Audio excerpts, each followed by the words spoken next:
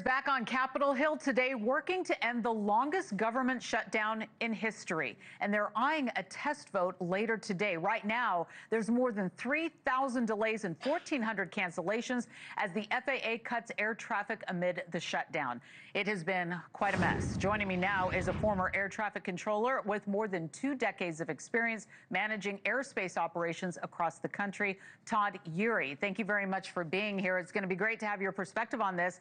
Trying to wrap our heads around just how big of a mess this really is. Have you ever seen anything like this? You've seen shutdowns before, but why do you think this one is causing so much chaos for air travel?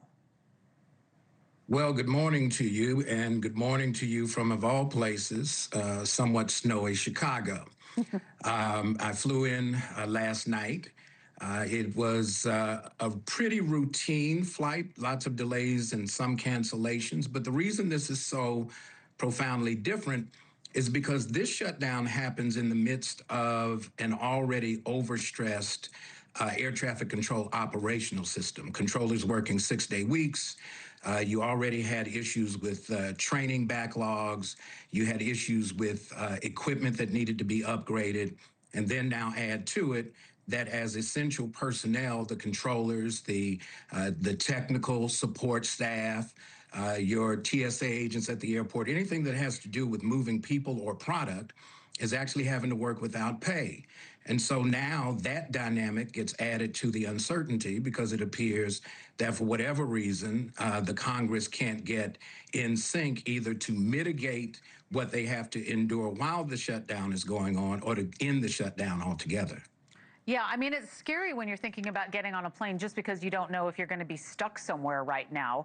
These flight cuts are putting a strain on not only airlines and airports and FAA staffing already stretched thin, as you mentioned. So talk to us about the impact of this as the peak holiday travel season approaches. And you flew last night. It sounds like you didn't have much trouble getting in. So that's a good sign, right? Well, it is, and you've asked the right question. The reason it wasn't so bad is I was flying from hub to hub. When you're flying from maybe one of the top 30 airports to another one of the top 30 airports, you have more room for error because there will be a number of other flight options if your flight is impacted. But if you have a connecting flight to one of the more regional airports that is less dense in terms of its traffic and may not have as many flight options, maybe 1 or 2 nonstops a day, then that's when things get to be a little more precarious and problematic. And so as we approach the holiday season, the heaviest passenger travel day historically in America is the day before Thanksgiving. And so for folks who are trying to get with family and friends, you don't want to end up halfway there and then end up spending several days after that in the same airport that then requires you to turn around and go back home because you have to pick up your life where you left it. Right. Would you advise people to cancel or postpone their plans at this point?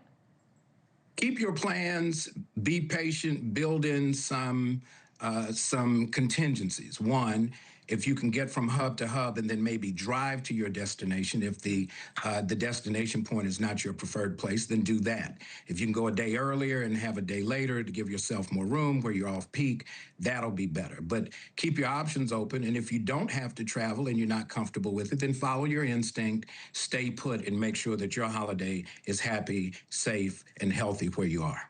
All right, Todd. Todd Yeary, former air traffic controller. I appreciate you joining us today and sharing that perspective. Thank you very much. Thank you for watching. Subscribe below and download our NewsNation app right now on your phone, and you will get fact-based, unbiased news for all Americans.